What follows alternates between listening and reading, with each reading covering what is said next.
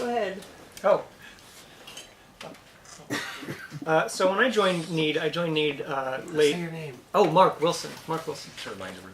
Yeah, Mark. When I joined NEED at the end of 2005, early 2006, it was humming along very well. A lot of the same political things that motivated it from the beginning kind of weren't present anymore. It was just kind of going. There were three basic coordinators. There was John L., there was Rick Christofferson, and there was Peter. Peter taught me how to drive the van, and I still have his van keys, actually. That's an artifact. Okay. They were paid stipends. They were paid about $250 or $500 a month. Rick was in his 40s. He was cantankerous, and he was going to law school, and he worked at a law firm transcribing depositions or something like that.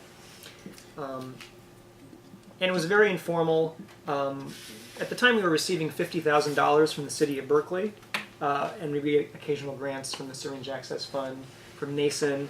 And then in February 2007, the State Office of AIDS says there's an RFP for $100,000 a year for 3 years to operate a satellite exchange. And we were like, that's great, let's apply for that. We didn't get it. That went to a couple other organizations like HEPPAC, which was ACE became HEPPAC. Yes, thank you. And the Homeless Youth Alliance. But then, in the middle of 2007, we got a grant. There was an RFP for a $75,000 a year grant for 3 years. And we won that. And that enabled us to start having professional paid staff. So Rick was one of the coordinators, and then a lady named Christina Mueller-Shin, who joined us in late 2006, was one of the other coordinators. And Christina was about 20 years old at the time. So, yeah. We couldn't even go with her to the Albatross after sight because she couldn't get in. So we paid staff salaries, and around 2007, the organization was kind of in a bit of a crisis, like an identity crisis. I think the way John and some of the older guards saw NEED was as a political organization that did public health. And kind of like you described, once that initial period of let's get arrested was over, and it was like, oh, we're actually going to operate an organization now. I think in 2007 we had to decide, do we want to go on the up and up, or do we want to remain kind of underground? Up and up meaning incorporate as a state corporation and get a nonprofit exemption from the IRS.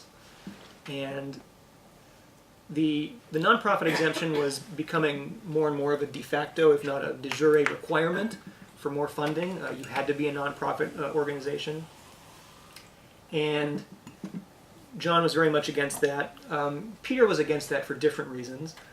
Peter had lived through the 90s in terms of the harm reduction and syringe exchange debates, and he was always concerned, well, what if the winds change in Sacramento?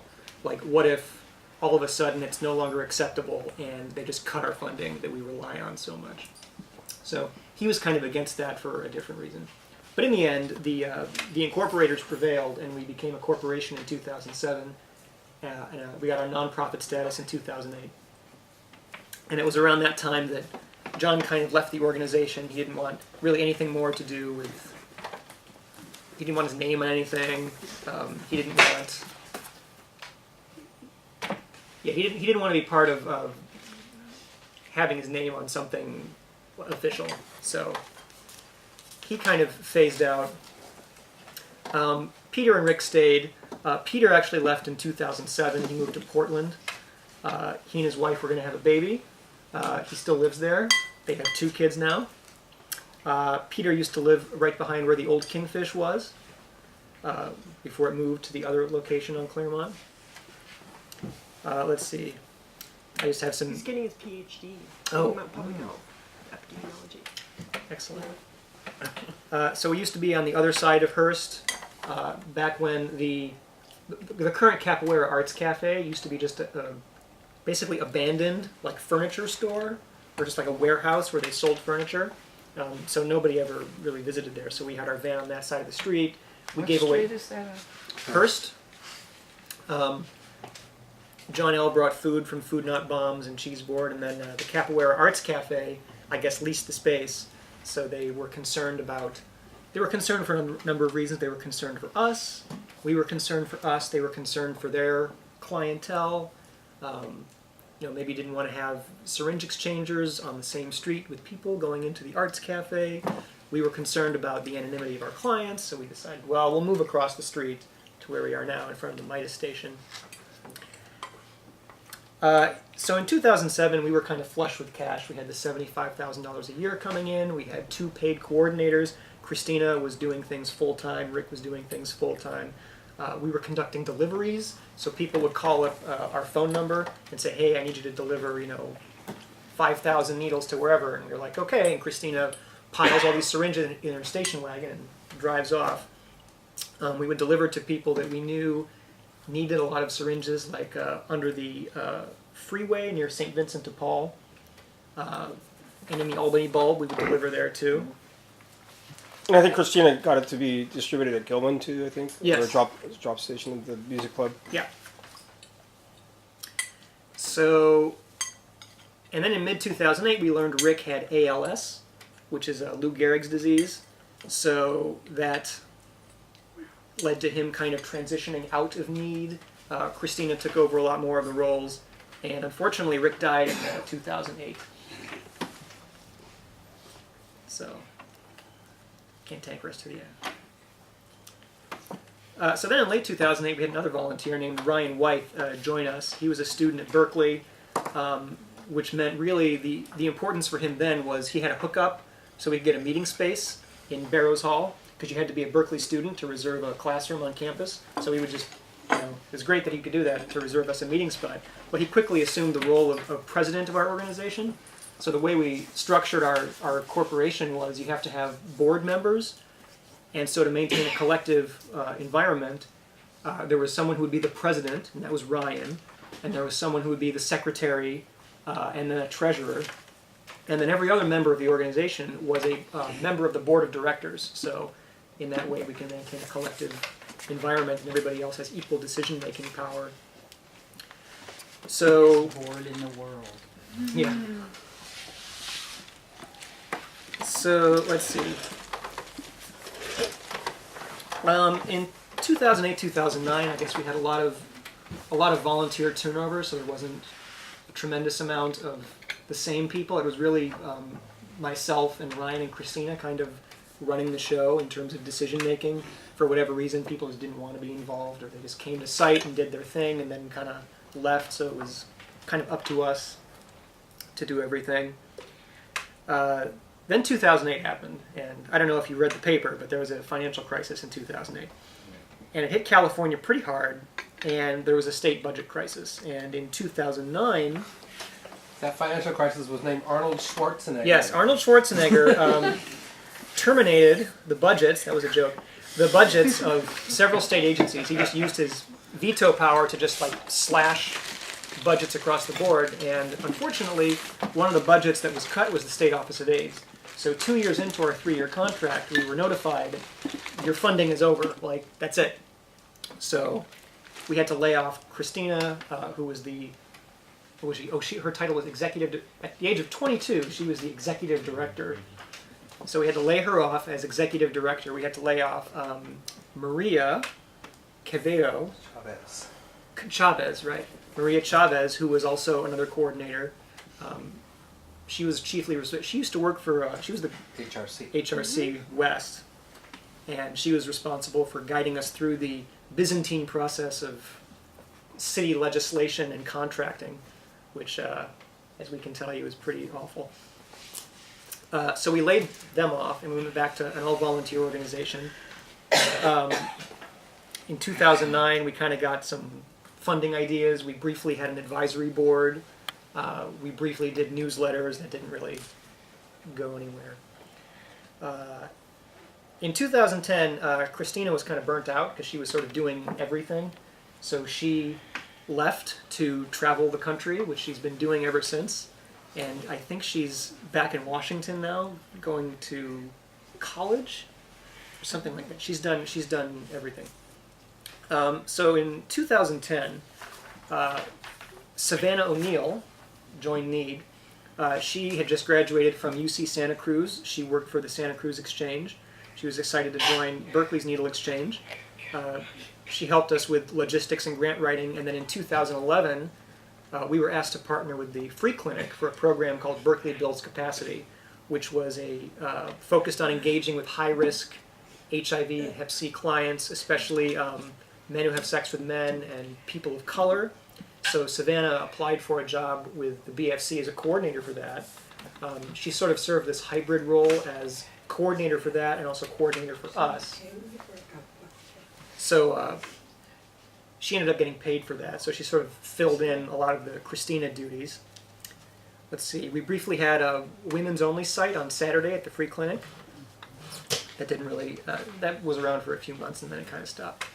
Oh, so in 2011, we started doing weekly outreach at People's Park, which we continue to do to this day. Let's see. And then a lot of 2011, 2012, 2013 was basically keeping our head above water. We had to institute all sorts of limitations on syringes and supplies. We began to divide up. We sort of took a look at what we were as an organization, because a lot of it was a couple or 3 or 4 people doing everything. And then as people exited, we realized there's a lot of institutional knowledge leaving with them. And a lot of these people are also leaving because they're getting burnt out, because they're doing everything. So we started dividing up our tasks into different subcommittees, which we do today. 2012 was a bad year for the blue van here because we took it to get smog checked, and they informed us it failed. And they said to repair it, to get it to smog correctly, would cost more than it was worth. So Priceless. yeah. So that was the end of the blue van, unfortunately. Wasn't this the one that got stolen? That was also? not the one that got stolen. Oh, okay. That was the next van. Tell us. It did get stolen. Burners. Ended up on the playa or something. Where? Burning Man. I hadn't heard that. I True didn't. story. That's a good story. So Savannah's parents kindly donated to us a plain white cargo van that we used for a year and a half until I got a frantic phone call from a volunteer who went to go pick it up by the Ashby BART, and she said, "It's not there." Uh-oh. And yeah, somebody had stolen that van. So we filled out a police report, and we never found it.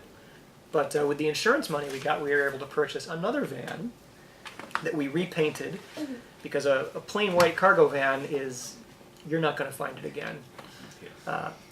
So we bought a new van, painted it black, and had our logo spray painted on the side.